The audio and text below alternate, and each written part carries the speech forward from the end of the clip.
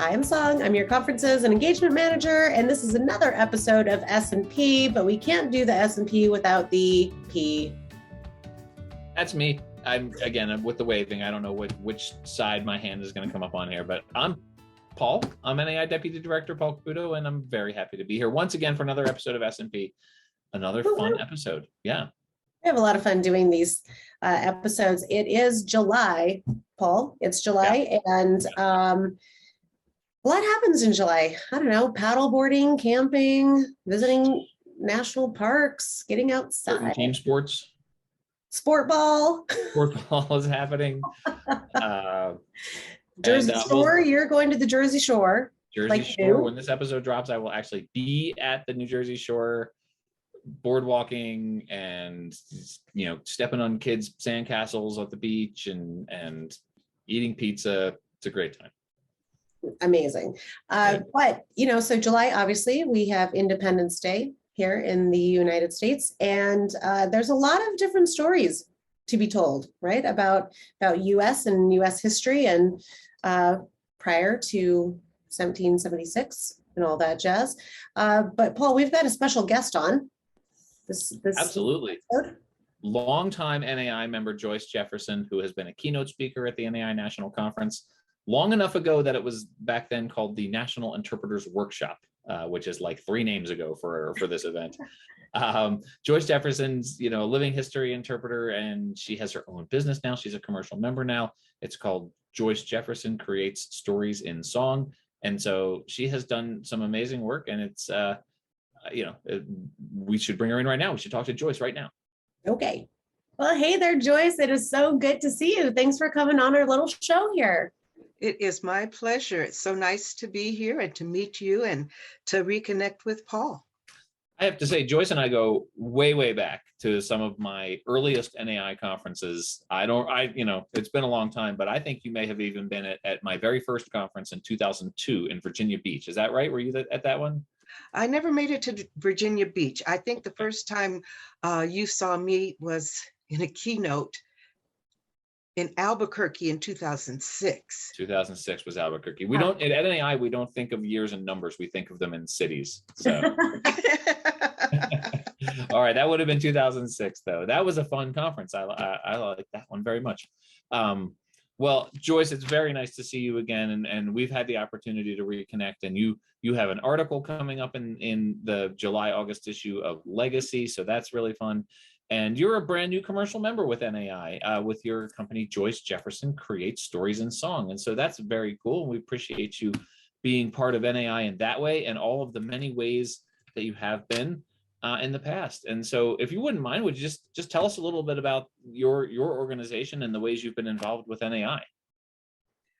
Well, I do first-person interpretations, and I also work with 2 other people, and we have this play that we call Wounded Knee, Massacre 1890, and we use it as a conversation piece to open up discussion about racism and healing racism.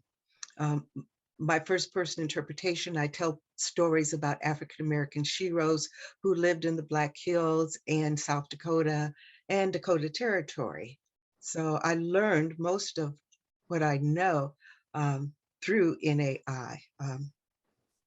I'm pretty much a person who started my business without any instruction or education, and I just kind of went along and made changes and grew so that I could continue to work and share the history and my love for the African-American Sheroes that I share. That is awesome. And I love that you just were loving so much, doing what you do, that you just made a company and this is your job now. That's so cool. It really didn't happen that way. Most of the time I was asked if I knew how to do this, and usually the answer was no. So I learned how to do it. And if I wanted to do this, and the answer almost always was yes.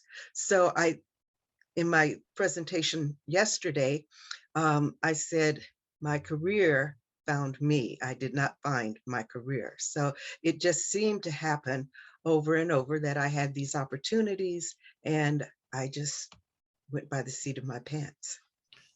So living in South Dakota and interpreting the stories of African-American women for 15, 20 years, even preceding your involvement with NAI, with, the socio-political changes that have happened in our country, has that changed? Has your process changed? Have the types of messages you've been portraying, has any of that changed as our country has changed, or has it been consistent?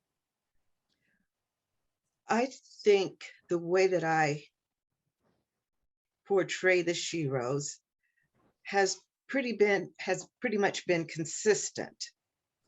However, I think within the last several years, I've become bolder about telling their stories in a manner that reflects a little bit more historical accuracy.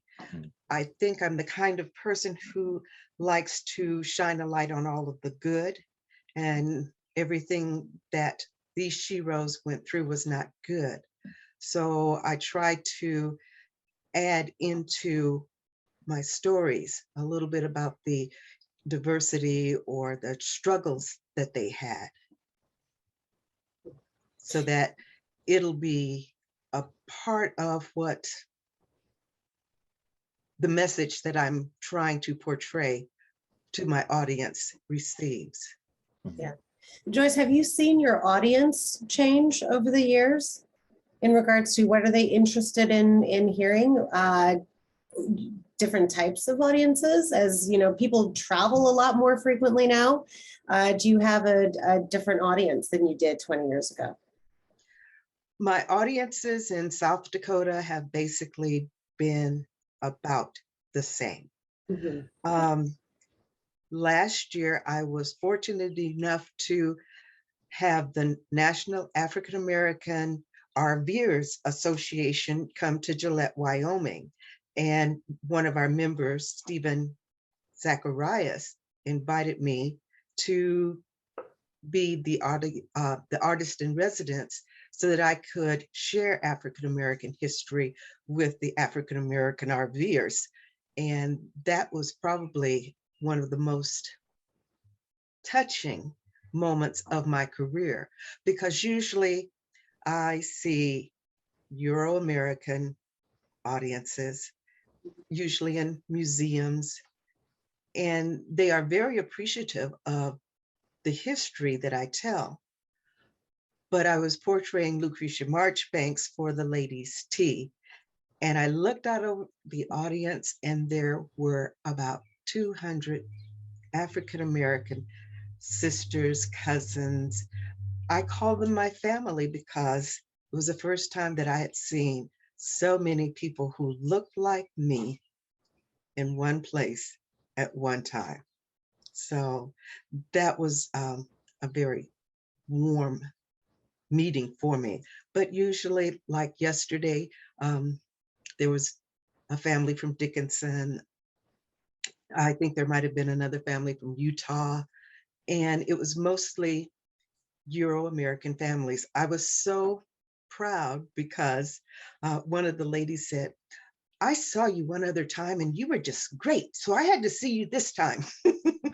So, but usually those are the audiences that I see. I also told you about Dakota Daughters and the one play that we do. And that one has been very impactful. I think I've been doing that since the early 2000s, and we've changed personnel. And over the past couple of years, with the discord in our country, it has allowed us to tell our story more boldly and to hear from our audiences some of the things that we hadn't heard in the past.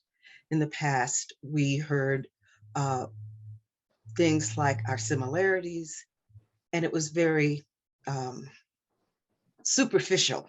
That's the word I'm looking for.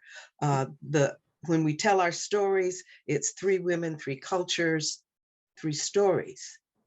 And usually the audience again is Midwestern. And we talk about how we all have quilts, we all have dolls, and we all have lots of similarities. But until the last time we had a presentation, one woman talked about the 3 of her, because in her family, she had Euro-American, she had Native American ancestry, and I think she had been married to an African-American man. And to see us on the stage, she said, really brought home a lot of things for her that she could investigate now and see better. And this was probably one time we had a very deep conversation as opposed to the superficial, we all are the same.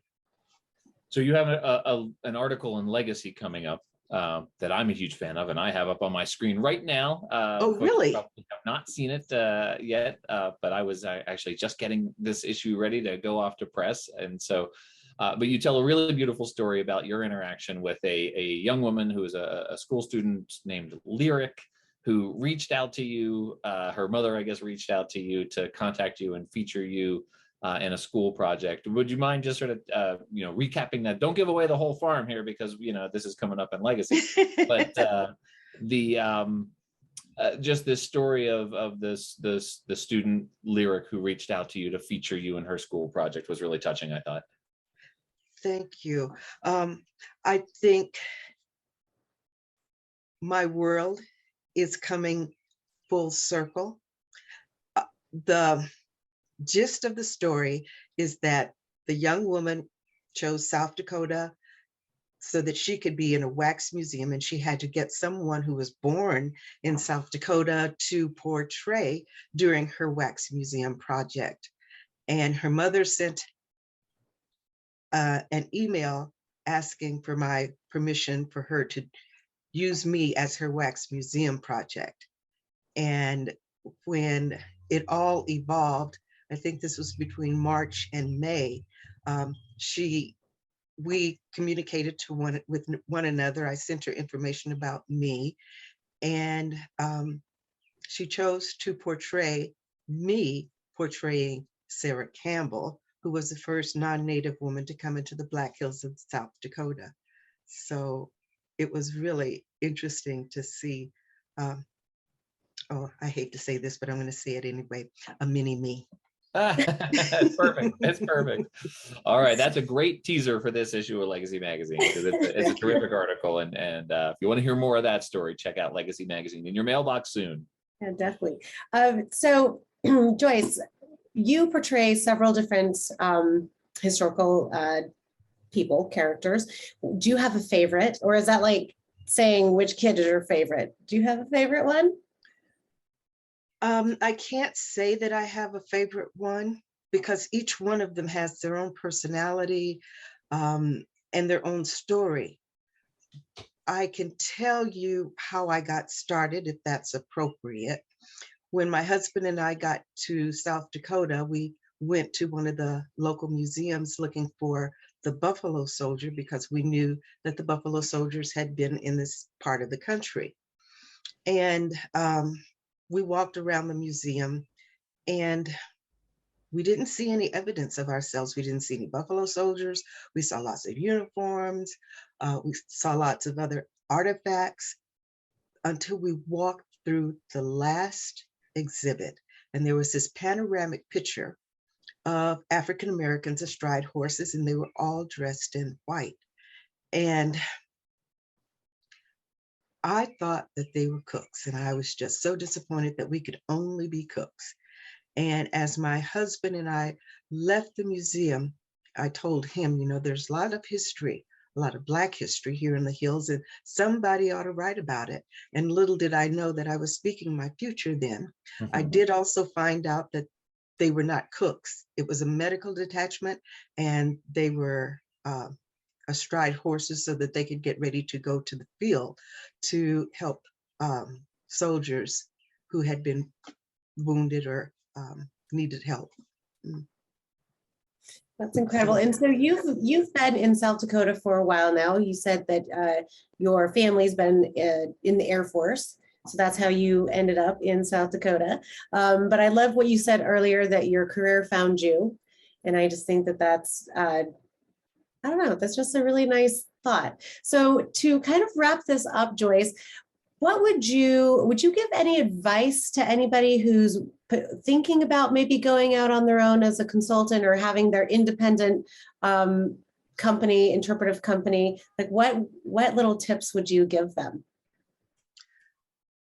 Well, I can tell you about some of the mistakes that I've made. One was not using NAI more aggressively. And I think perhaps the reason I was not as aggressive, and I know that now you have lots of scholarships for businesses as well as for students. And I think that I would encourage people to use NAI and all of the training that they have to offer.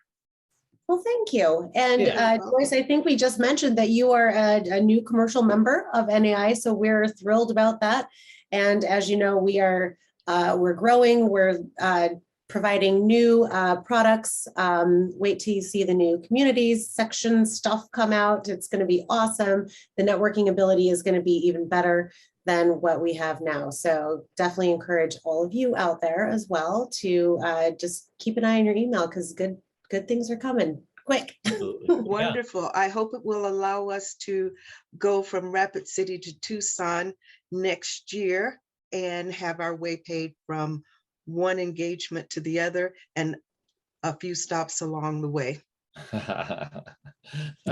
Well, let's hope so. Yeah, we'll see what develops next year with all that. And Joyce, thank you so much. It was so much fun to reconnect with you and to hear about all the great work that you're doing in South Dakota and in living history interpretation. And for African American history and culture and American history and culture. Thank you so much for everything that you do. Oh, it's my pleasure. Thank you.